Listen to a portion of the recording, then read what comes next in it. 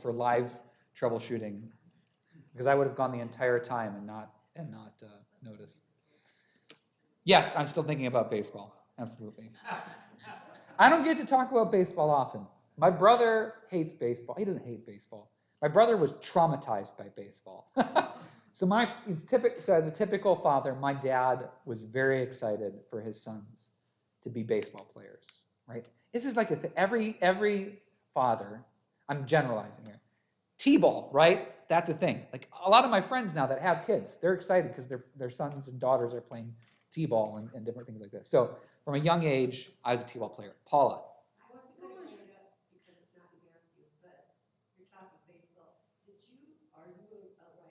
That's a good question. Yeah. No. Yes.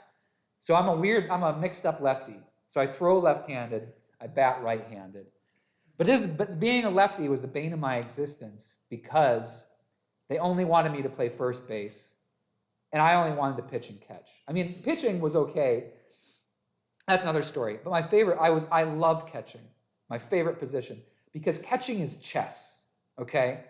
It's one of the most underappreciated positions in all of baseball. Everybody thinks the only job that you have is to stop the ball that the pitcher's throwing. No. You are the one that decides what the pitcher throws next, right? Because you can see how the batter's responding. So my freshman year and my junior year, freshman year I played freshman ball, junior year I played JV ball. My coach was amazing and let me do the pitch calling. I loved it and I was good at it. I am good at messing with people's minds. And then I got to varsity ball. Yeah. Sounds like a control issue. No, I don't. I got to varsity ball. Number one, I wasn't the starting catcher because the coach's kid was a catcher. Not bitter about that at all. But number two, when I did catch, he insisted on pitch calling, and he was awful at it. He was absolutely awful. And talk about micromanaging for a second, right? Get out, let them play ball. Paula, sorry. Oh yeah, I was doing this. Yeah. And unlike guitar, so guitar I tried to play lefty first, but my dad only had a right-handed guitar, so I had to learn that way. But golfing, as soon as I grabbed, that's how I did it, right? I grabbed the bat, swung this way, grabbed the golf club. I don't know, weird left-handed stuff. Yes, yeah. Anyways, I loved catching. That was my position. But who was your favorite player in your day when you were a kid? Oh, that's a tough one. I mean, I pretty much only watched the Detroit Tigers. Yeah. I've never been believe it or not, shockingly, I've never been a huge sports person. I love participating in sports. I watched the Tigers primarily because a neighbor of ours had season tickets, and he would take me 5 or 6 times a year. We would drive the 5 hours down to Detroit, catch a game, and then drive back that same night. We were crazy. So I got to see a lot of Tigers baseball. I mean, Cecil Field, I didn't really have a favorite player. Cecil Fielder was like the big power hitter for the Tigers in that day and age. I mean, I was a little too young to be, these are meaningless names to you, but Alan Trammell was, he was when they almost won a World Series in the 80s. Alan Trammell was the big star, so my dad loved, I never really had another baseball team that I attached myself to. I was thinking about Yeah. When you were a catcher, I was thinking about Posada. Yeah, I mean, he's great. And like, I catch a game every now and then. Like, Manuel Cabrera is, fantastic. He's an amazing batter. But anyways. Our son played catcher always, and I used to just feel bad because of the stance a catcher has to be in, which is not a stance, it's a squat. Yeah. And I had great quads. You take so much brunt on the ball. I was bruised. I mean, I would come depending who was pitching. But we had one of the pitchers on the varsity team was the guy that moved up from Texas, and he threw 95 miles an hour in high school, and he could not control where he was throwing the ball.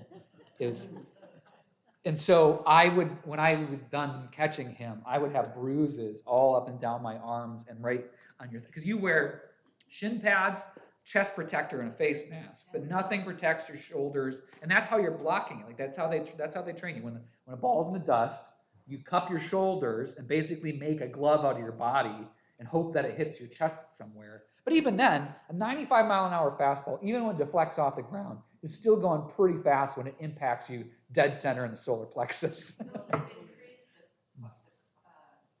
ability for them to wear that gear when our son was The in. gear has definitely gotten Yeah, better. 'cause he got Yeah. knocked out once and it was very hard to sit in the stands and wait Oh. for them to tell Yeah. him he was Yeah. over. Even the catcher's mitts, even, the catching mitt that I was playing with as compared to the one that my dad grew up with, way more comfortable on your hand. Because, yeah, that was the other thing. Anyways, I should probably talk about the Gospel of Matthew. I'll do another adult dead on baseball. We'll just talk baseball the entire time.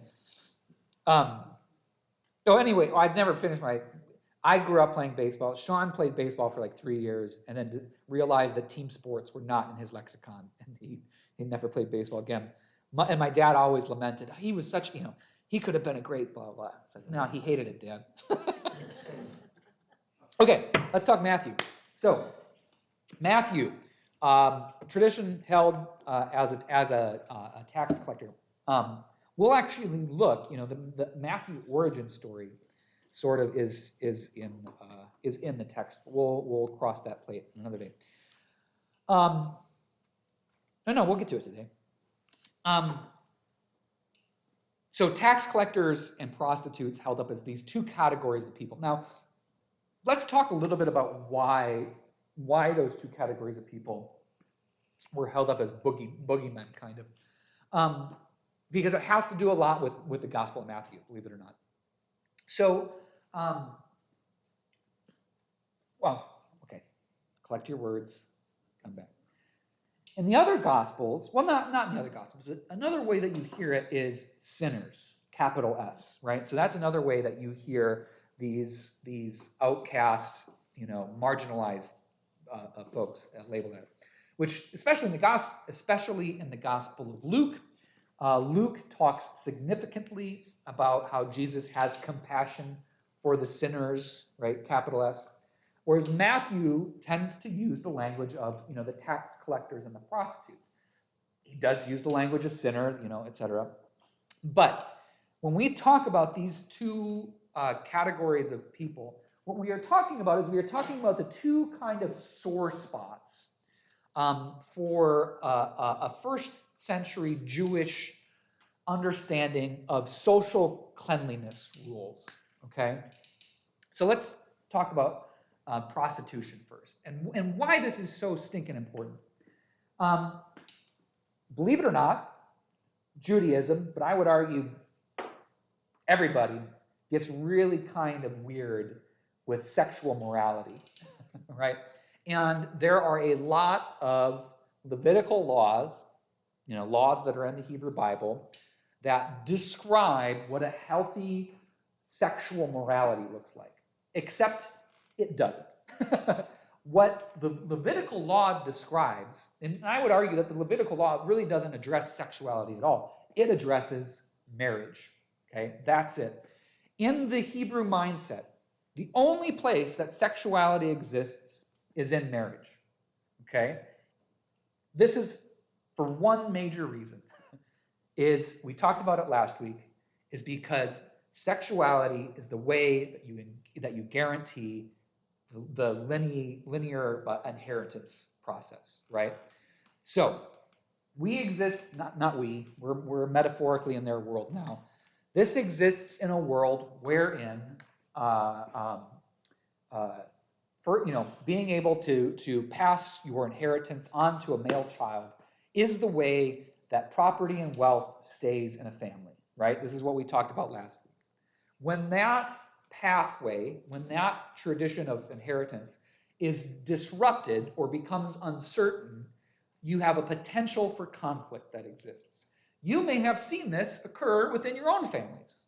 When you have had a mother or a father or a grandmother or a grandfather or a brother or a sister, anybody that passes away and the language surrounding their will and their testament is ambiguous or convoluted, you may have seen conflict rise in your own families, okay?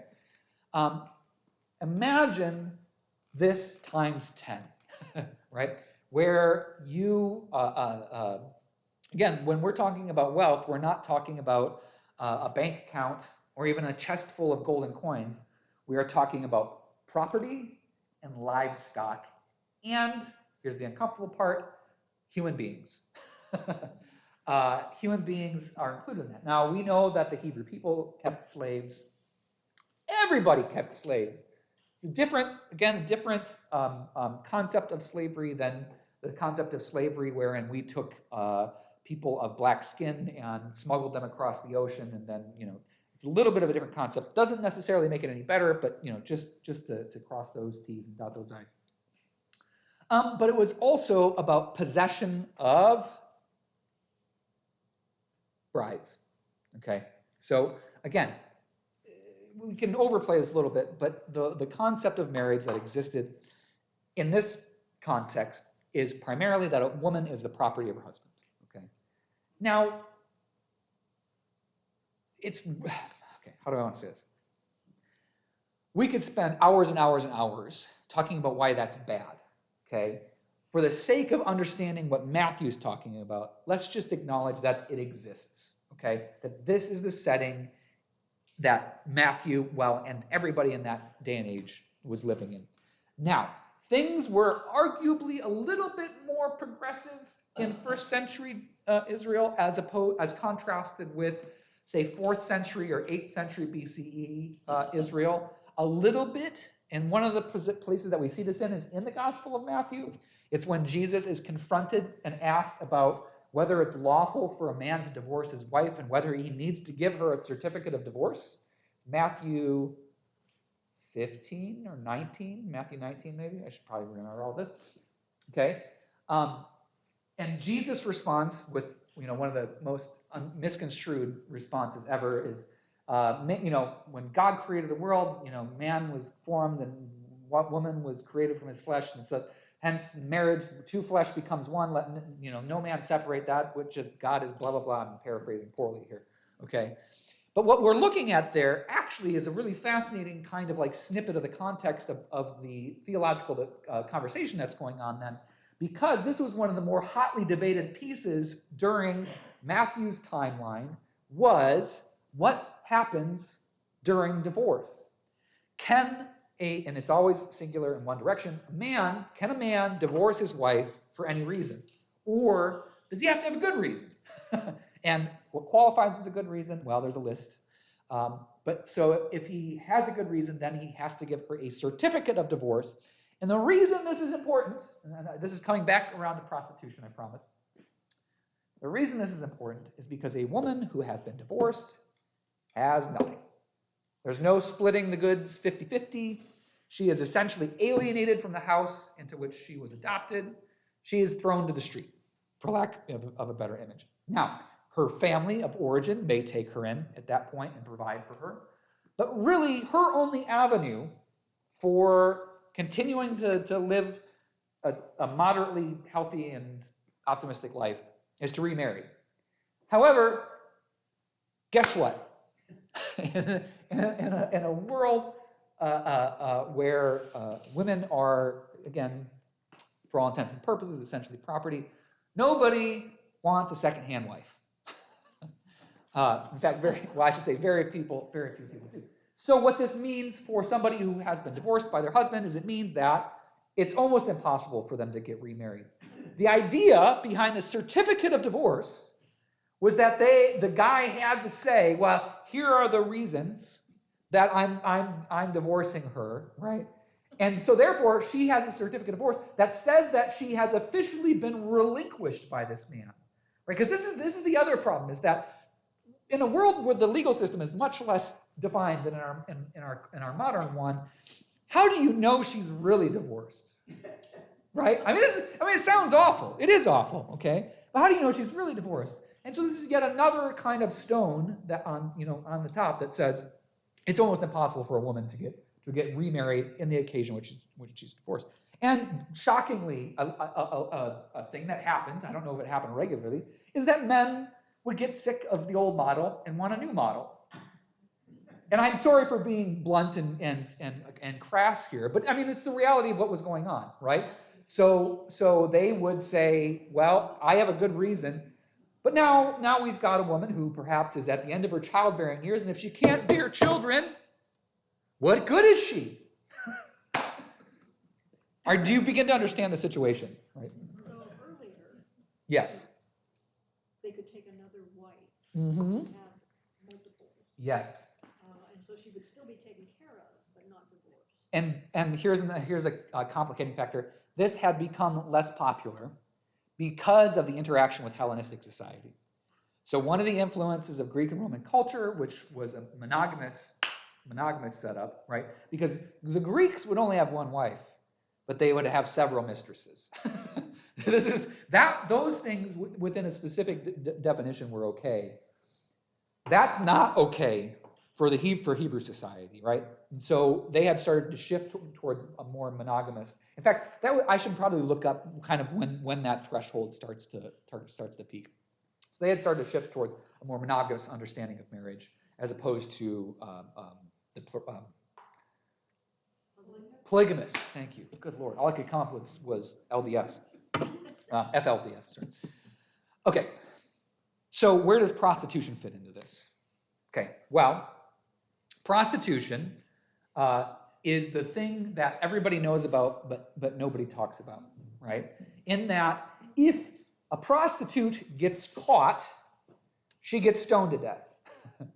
But there obviously is enough need, there is enough demand, that there are women that fill this role, especially women who have been divorced or have been kicked out of their household for one reason or another. Or women who didn't want to get married at the age of 14 to a guy that's 54 because their family arranged it. Or for any number of reasons that a woman did not fit into the sexual ethic that existed during that time.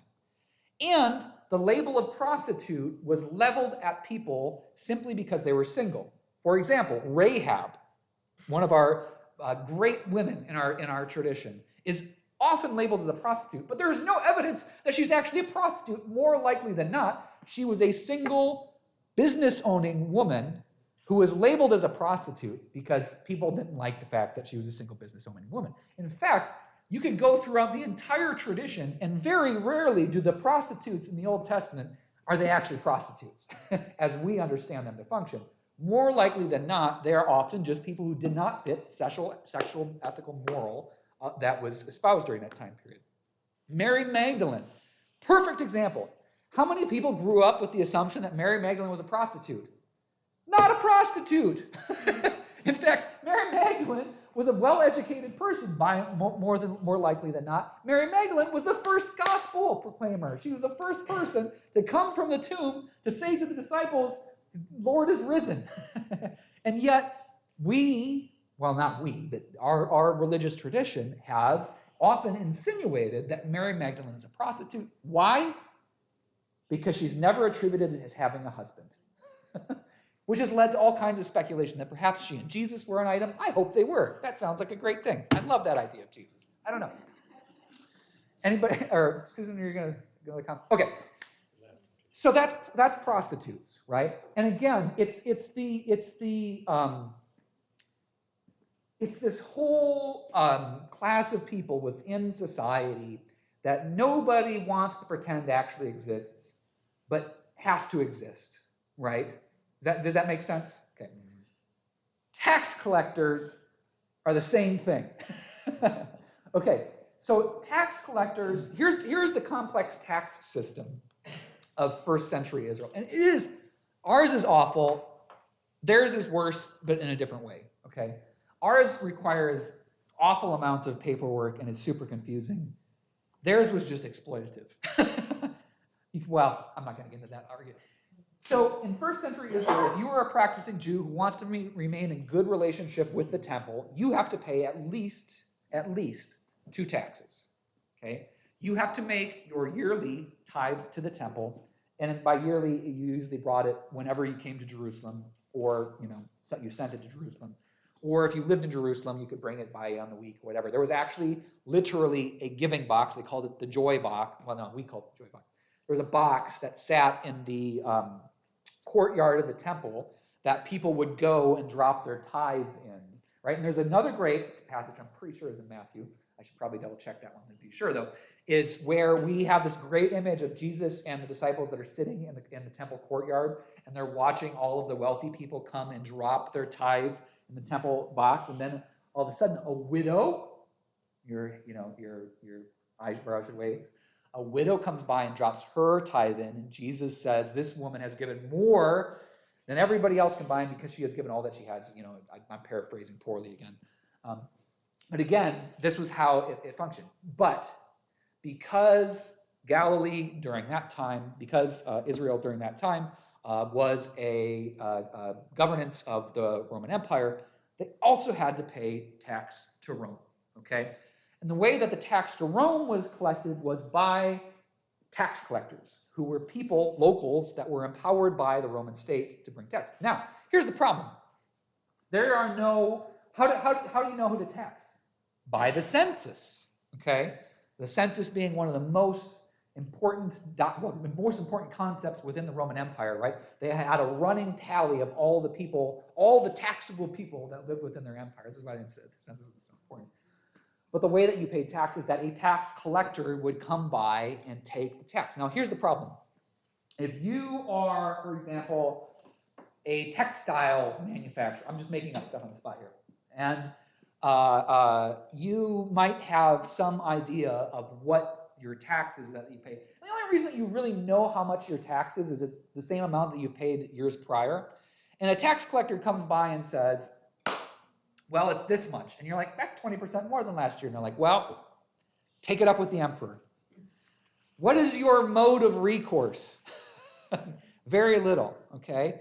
Unless you are a VIP, you're a very important person, you're a powerful person, that actually can raise a stink about it, in which case it would be a very unwise tax collector to try and pull one over on those folks.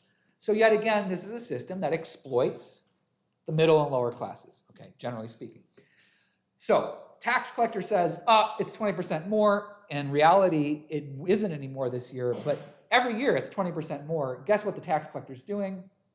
They're taking some on the side.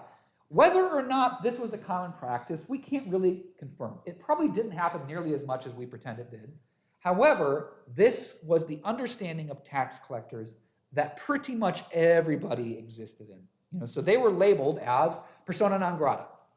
Tax collectors were the people that took your money, which should be going to the temple, and gave it to the despot. That gave it to the emperor. So here's the problem too, is that who are these tax collectors? More often than not, they are Jews. They are citizens of Jerusalem who need to make money, right? Who need a job and are willing to do this work.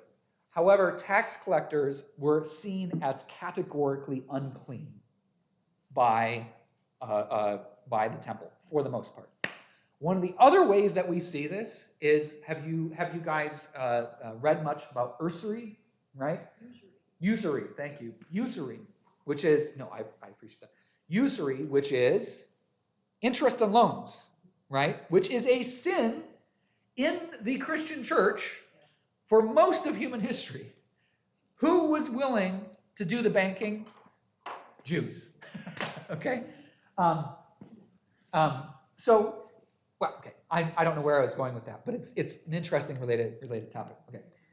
So here's something to think about. Okay, these are the two groups of people that we often hear talked about.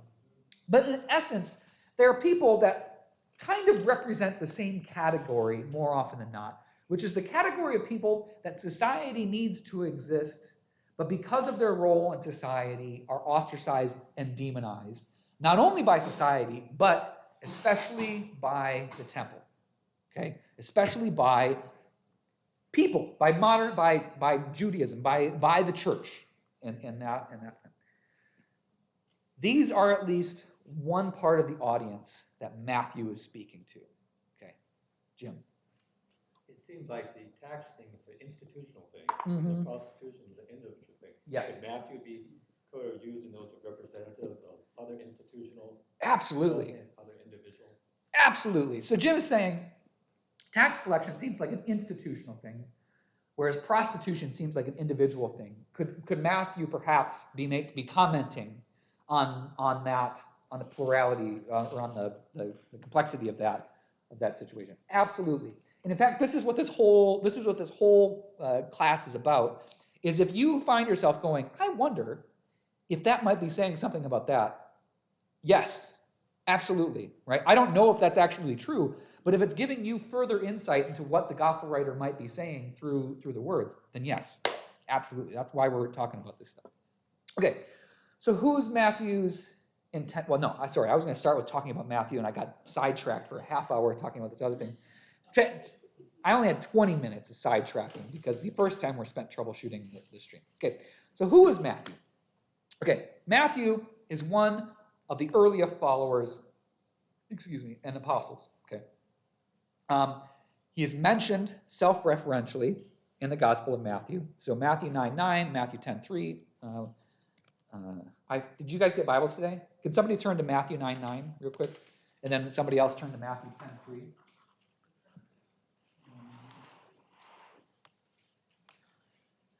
Oh, come on! Don't do that to me. Okay, 9:9. Yes. Jesus left that place, and as he walked along, he saw a tax collector named Matthew sitting in his office. He said to him, "Follow me." Thank you, Susan. Was everybody able to hear the verse that Susan read? Susan, can you read it one more time? Sorry to make you flip the page. Jesus left that place, and as he walked along, he saw a tax collector named Matthew sitting in his office. He said to him, "Follow me." Okay, mentally bookmark that one. Okay, mentally bookmark that one. Okay, has anybody got 10:3?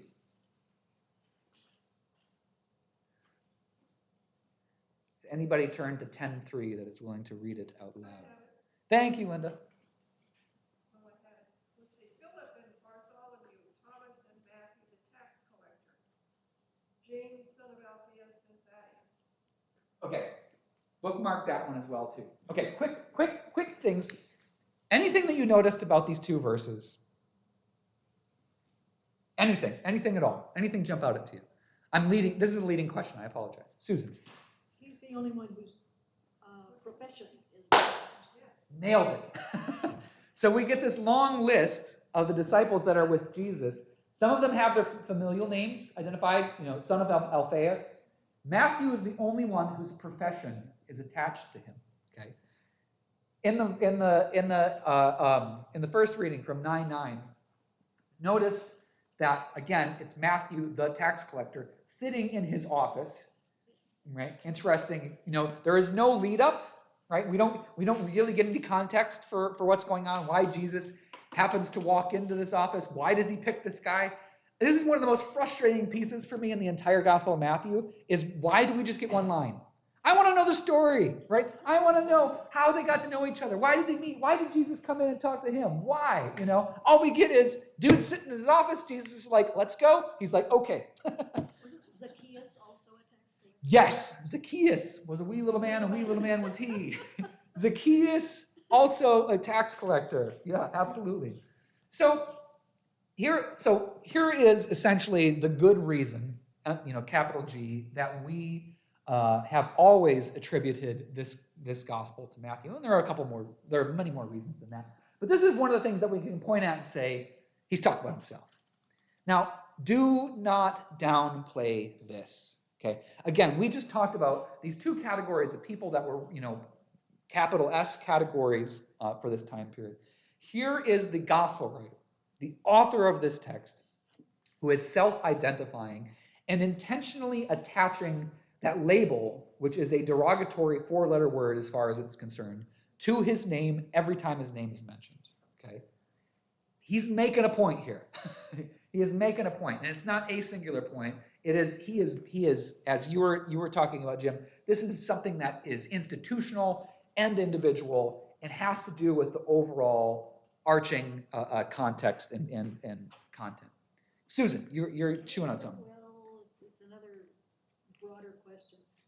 Was David married when he was messing around with Bathsheba? Yes. He was married. He was married to a woman whose name started with an M. Oh. I mean, I'm thinking that, the distinction between a prostitute and a mistress is. I mean, but this is such a good textbook. This is such a great case study for this stuff as well, right? Did David break the Levitical law? Absolutely yes, right? That he did a lot, okay? That is straight up adultery on his part and on Bathsheba's part. In fact, after he sleeps with, I mean, can she say no in this situation? I mean, that's a much longer conversation, but it's 9 years old, just call it rape. What happens to her husband?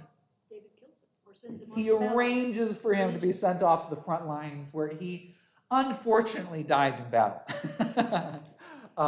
Which prompts one of my favorite scenes in all of the Old Testament, where the prophet Nathan tells David this story. He's like, okay, there's a guy that has a lamb. Another guy comes, takes his lamb, and kills it. And David's like, oh, that's awful. He should be killed. And Nathan's like, sound familiar? Sound familiar, David? Or he doesn't kill the lamb. He kills the guy and steals his lamb. Okay. Anyways. But notice the things here is that David is the king, right? So here's all the recipes, all the ingredients we need for a recipe: power, unassailable reputation. He marries her eventually, but I mean, this is why sorry, I'm going way off on a tangent here, but this is also why I love that whole narrative arc in the Davidic story, is because it's a struggle theologically, but so David, Bathsheba, kills Uriah. Bathsheba miscarries, right? The child dies in childbirth. David has another child with Bathsheba, who is Solomon. Solomon held up as this exemplar, who is really actually kind of a jerk, an entitled, spoiled little brat that's basically enslaved the populace and squandered the wealth, and then when he dies, leaves the kingdom in ruins. Okay, this is for me one of the sins of the father are visited upon the son to even the third and the fourth generation. Right? This is such a great. Sorry, it's a great piece of prose. It's fantastic. It is a tragic, awful story, especially when you think about it from the perspective of everybody who's on the periphery and how it impacts their life. Absalom, right? Looking at everything that David does, and it's like, my dad's kind of a jerk. He's like, I'd be a better king than my dad. Runs his campaign and ultimately is killed because of it. David doesn't know what to do with that. He's stuck in grief because his son essentially rebelled against him. I mean, so many crazy things going on there. But yeah, David and Bathsheba, definitely adultery. Except they eventually got married, right?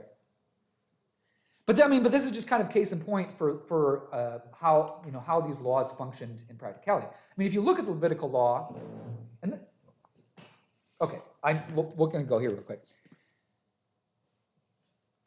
I'm preaching to the choir here. But anytime anybody holds up the Levitical law and says, this is how God has determined relationships should exist, I always point them, go read 1 Kings, right? Go read the story of Judah and Tamar. Go read Judges 19 and tell me that this is the image of marriage that God has desired for human beings, right? Because without exception, throughout the Old Testament narrative, you have almost zero examples of a healthy functioning marriage that results in good things. All right? Almost every narrative that we get out of all of our popular characters who operate or do their best, or sometimes they do okay, in trying to adhere to this quote-unquote Levitical understanding of marriage, it turns out awful for them, without exception, right? Even, we go back to our patriarch, Abraham. What does Abraham do? When he and Sarah can't have a child, even though God promised that he would give them a child, Abraham has a child with the slave and then kicks the slave out of the house when the wife gets jealous. Tell me that is the biblical example of how marriage should function, right? So, okay. Sorry, I'm getting riled up here. Okay. All this to say is that I think God desires a lot more for human relationship than is found in the book of Leviticus and Deuteronomy. Okay, that's the best way to think about it. And in fact, that is exactly the response, by the way, that Jesus gives to the Pharisees and the Sadducees when they grill him about divorce. I mean, you kind of have to come about it the long way. But essentially what Jesus says is, God desires good relationship for people in marriage, not whatever you have tried to create by relegating it to this small defined box of relational, laws, okay? So no, you can't divorce your wife for any reason. No, you can't divorce your wife because you just want another one. That's not how this is supposed to function. This is somebody who you have promised your life and your well-being to. This is how you should operate. You should respect her and she should respect you, and this should work out together. I mean, like, I'm putting words into Jesus' mouth here, but essentially what Jesus is saying is, like, you have built this box that you think we're supposed to operate in. That is not what God has designed for humanity. Okay, rant over. Sorry, but good. Okay, so Matthew, tax collector, self-identifies as him. He is listed among the 12, but without identification of his background, which is contrary. Well, so he also pops up in Mark, Luke, and Acts, okay, where he is only listed as Matthew. So this is yet another piece that we need to pay attention to, because when he's listed in the other Gospels, it's just Matthew in the long list of the 12. But in his own Gospel, he is always referred to as Matthew the tax collector. Okay, Paula, you've got a question back there. I'm reading you a parallel. Yes. Mark and Luke, Matthew is referred to as Levi. So, Is that relevant? sure. Yes. Hebrew names, Greek names. But it's not that simple. Okay, so one of the things that we struggle with naming conventions is that all of the Gospels that we have were originally written in Greek. Okay, none of them are written in the original, well, not original. None of them are written in Aramaic, because none of the people that were reading the Gospels spoke Aramaic or read Aramaic. Okay, Aramaic was probably the language of Jesus and his disciples, but the language of Christianity is the language of Greek, because all of the people that become Christians are Greek speakers. Okay, but Hebrew names are not Greek names, and what happens sometimes is that their names are Hellenized. Okay, so you've got kind of like a Hebrew-sounding name that gets translated into the Greek. This is like, did anybody ever take Spanish? Did you ever get a Spanish name that was like a close approximation? Like my friend Jeremy got the name Geronimo. I was super jealous of that name. For me, guess what my name was? My Spanish name? Jesus. Yeah. I was like, I don't know that I want to be Jesus. But it's the same thing that goes on. But then sometimes they don't get a Hellenized version of a name. They just have a different name. What it might also be is it might also be a second name or a family name or one of another, a million things. But good call out, Paula. Okay, so who was Matthew? Born in Galilee, most likely. What's significant about this is that he was born in a region which is not part of the Roman province. Okay, Matthew is the son of Alphaeus. Okay, important things that we know since he's a tax collector is that being a tax collector requires you to be literate, both in writing and in economics, right? So you understand the value of coin. You're able to do conversions potentially between drachmas and dinars and whatever else currency is being used, and probably a dude that's pretty highly educated, especially relative to the other disciples. I already mentioned, but might as well say it again. As a tax collector, he is almost universally despised by all other Jews, and by most Romans as well too. Not that tax collectors are seen as bad by Romans, but being a Jewish tax collector, he's a person who essentially is betraying his own heritage, right? Nobody likes a spy. Well, he's not a spy, but nobody likes a double agent. I don't know what I'm trying to say there. Is there anything more that I want to? Does the Greek, does the character of the Greek writing show, like, this is an This is to show what? Sorry, I interrupted you. Well, that this is an educated writing. Okay. Rather than like the farmer writing of what's his face. You're okay. We're jumping ahead to next week a little bit, but we might as no. This is fantastic. Okay, so that's okay, pause real quick. That's who Matthew was. Any questions about that right now? Similar to Luke, similar to Mark, we don't really know a lot about their lives. All we get is these few references, okay? The rest of it we conjecture. We have developed traditions around these people, right? That may or may not be accurate to quote unquote historical fact, but this is who Matthew is. So, hold that in your brain. Okay, so let's talk about who is the target audience of Matthew's gospel as a way of getting into the character of the Greek. Okay, so when's Matthew written? Sometime around the time of Luke, probably just after Luke. When I was in seminary, they were saying Matthew was written somewhere closer to 100 Common Era, maybe even as far as 110.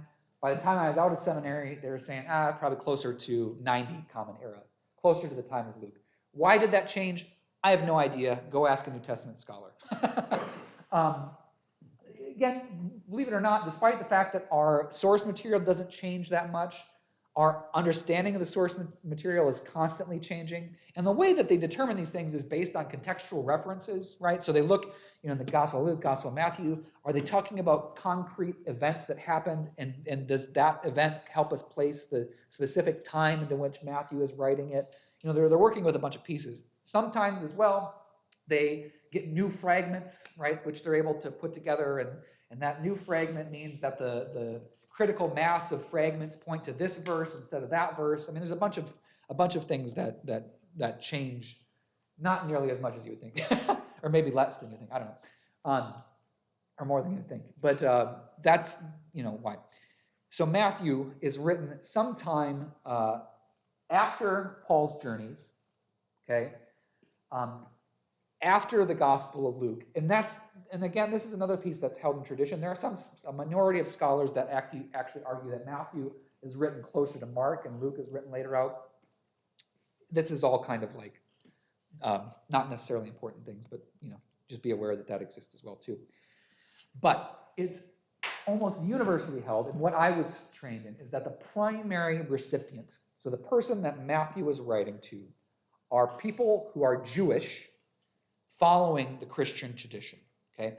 And in fact, you could also argue that Matthew is writing to people who are Jewish but not yet Christian or are debating Christianity. And in fact, some people refer to Matthew's gospel as being one of the most evangelical gospels, and that Matthew is in some ways even proselytizing, right? And that's kind of become a bit of a four-letter word for us. But what I mean by that is that Luke writes his gospel to the Gentile people who are struggling with, basically this idea that, well, no, Christians are Jews, you need to become Christians. So he's, in a lot of ways, Luke is writing to the Gentiles saying, no, you're absolutely Christians, but he's also writing to the people that are saying, no, they're not really Christians. He's trying, I'm putting words into his brain and his mouth. That's his audience. Mark is just telling the story, but Mark exists in a pre-Christian era, right? So Mark is written during this time period where people haven't really identified Christianity as something separate from Judaism. It's merely Judaism that is following Jesus as Messiah. Okay? Matthew is now writing in an era in which there is a clear distinction forming between Christianity and Judaism. It's not fully fleshed yet. That's what the Gospel of John's for. But Matthew, we're starting to see this divergence. What we're also seeing is the conflict that I referenced in the sermon today, which is that there continues to be conflict. There continues to be friction between those who identify as Jew and Christian and those who are Gentile and identify as Christian. He's writing into that context. But who Matthew is more specifically writing to, as opposed to Luke, who's kind of writing into that conflict, Matthew seems to be more interested in convincing people who are having a hard time moving from their foundation as being Jewish and into this new whatever is becoming Christianity. Does that make sense? One of the reasons that we say this is the way that Matthew begins. Okay? Does anybody recall what Matthew's gospel starts out with? Boring stuff. Starts out with a genealogy. which is a very Jewish, I shouldn't say that. It's a very first century Jewish thing to do. It's a very Hebrew Old Testament thing to do. And in fact, one of the books of the Pentateuch is nothing but genealogy and census data. So the book of Numbers, the one that we never, ever read from, with very few exceptions, nothing but census data and genealogy information. Right? Matthew starts out with the genealogy of who? Jesus. And it starts way back at Abraham and goes all the way up to Joseph of the house of David. Okay. A couple of things. We got time. We got 10. Well, we'll say 5. We'll stop at 11:25 today. I think that's a good stop. So let's read Matthew 1 really quickly.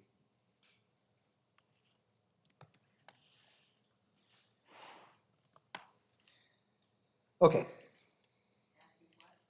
Matthew chapter 1, verse 1.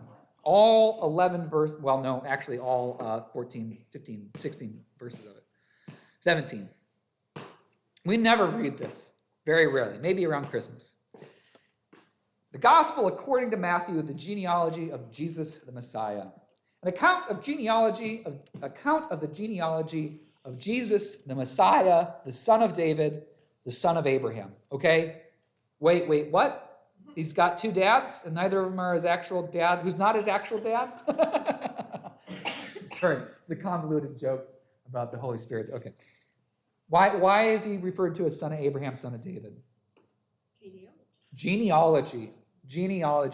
This is an important tracing saying that Jesus is descended from the line of the most important people in Judaism. Okay? Everybody points to their lineage all the way back to Abraham. Okay? This is how you identify that you are a good practicing Jew.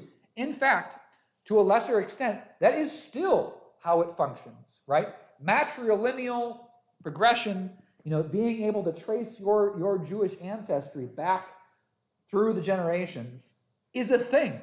In fact, that was one of the ways that Germans decided who they could kill. Right? As awful as that is. Sorry, that was a bit of a non sequitur. But this, we talked about inheritance. We talked about this progression being important at the beginning. So Jesus is from the house of David, from the house of Abraham. Abraham was the father of Isaac, Isaac the father of Jacob, Jacob the father of Judah and his brothers, Judah the father of Perez and Zerah by Tamar. What was the story we talked about last week with Tamar? How did Tamar get Judah to give her a son? She pretended she was a prostitute, tricked Judah into sleeping with her, and then when Judah tried to have her arrested for adultery and stoned to death, she showed him the ring that he had given her, and Judah said, "Oh, never mind, I guess I'll marry her and give her a child." Like I was supposed to do because her husband, my brother, had died. Okay, just had to point that out. Perez, the father of Hezron, Hezron, the father of Aram, Aram, the father of Amminadab, Amminadab, the father of Nahshon, Nahshon, the father of Salmon, Salmon, the father of, here's another thing to pay attention to, Boaz by Rahab. What? I thought Rahab was a prostitute. Guess not. Boaz, the father of Obed by Ruth, and Obed, the father of me, the father of Jesse, and Jesse, the father of King David. Okay, I love going through this genealogy because there are so many things to pay attention to in here. Not the least of which there are 2 women who are mentioned by name in Jesus' genealogy. Big stinking deal. Okay? The fact that they are just kind of referenced offhand, that women's names are included in the list of genealogy, big stinking deal. And in fact, I would argue that this points to perhaps a change in culture that's present during Matthew's time, in a good way. Where does this first series of genealogy take us to? It takes us straight to David. David is, the Hulk Hogan. Nah, it's not a good metaphor. He is the Lou Gehrig. He is the most popular figure of Hebrew history, right? Okay, we'll come back. Well, we won't come back to David. We'll come back to this next week. David was the father of Solomon by the wife of Uriah. Bathsheba. is not mentioned. Why is Bathsheba not mentioned in this genealogy? Because David raped her and killed her husband, and that's inconvenient to mention. Okay, this is sorry, you're hearing my interpretation here. But these things are not unintentional. These are very intentional. And Solomon, the father of Rehoboam, a big jerk. Rehoboam, the father of Abijah. Abijah, the father of Asaph. Asaph, the father of Jehoshaphat. And Jehoshaphat, the father of Joram. And Joram, the father of Uzziah. Uzziah, one of the most famous kings underneath David and underneath Solomon. Uzziah is the king that reigns just before the exile. And Uzziah is king during Ezekiel, during that time. Uzziah, the father of Jotham. Jotham, the father of Ahaz. Ahaz, the father of Hezekiah, the prophet. Hezekiah, the father of Manasseh. Manasseh, the father of Amos, another prophet. Amos, the father of Josiah. And Josiah, the father of Jeconiah and his brothers at the time of the deportation to Babylon. Now, after the deportation to Babylon, Jeconiah was the father of, Salathiel. Salathiel, the father of Zerubbabel. Zerubbabel, the father of Abiud. Abiud, the father of Eliakim. Eliakim, the father of Azor. Azor, the father of Zadok. Zadok, the father of Achim. Achim, the father of Eliud. Eliud, the father of Eleazar. And Eleazar, the father of Mattan. Mattan, the father of Jacob. And Jacob, the father of Joseph, the husband of Mary, of whom Jesus was born, who is called the Messiah. Notice how that last line comes out. Jacob, the father of Joseph, the husband of Mary, of whom Jesus was born. Does it say that Jesus is the son of Joseph? No. It's a very creative way of listing that, who is called the Messiah. Okay, now here again. So all the generations from Abraham to David are 14 generations. From David to Babylon, 14 generations. From the deportation to Babylon to the Messiah, 14 generations. Why is 14 generations important? Because it's 2 times the number of 7. That's it. Is this an accurate, 100% factual listing of the genealogy of Jesus? Absolutely not. It is absolutely not, right? There is no way that this is accurate. In fact, many Old Testament scholars will point and say, Hebrew Bible scholars will point and say, but he's technically not his father. And I can't point out all the little idiosyncrasies here. But that's not Matthew's intent. Matthew's intent is drawing a straight line from Jesus to Abraham. A straight line from Jesus to David to Abraham. Because Matthew wants people to know that Jesus is Jewish and he's ultra Jewish. Like he is the most Jewish Jew ever. Why is this important? Because those are the people who he's speaking to, people that would find that important. Okay? That's how we read the context of who Matthew is speaking to. Because he starts out his gospel by accrediting Jesus, by vetting Jesus' genealogy, because that stuff is important to the people that he's writing to. Make sense? All right. Okay, so for next week, I'm going to do a little bit more of describing the context of Matthew, but then we're going to look at some further texts. I haven't decided which ones yet. I think I'm going to do the ones that we kind of sort of looked at today. We're going to look at this, do a deeper look at the self-referential passages. We're also going to look at a couple of the passages that I referenced wherein we can see this issue of tax collectors being front and center. We'll look at the wee little man. We'll look at the woman at the temple, all that good stuff. Okay. Thanks, folks. Sorry, that was drinking from a fire hose.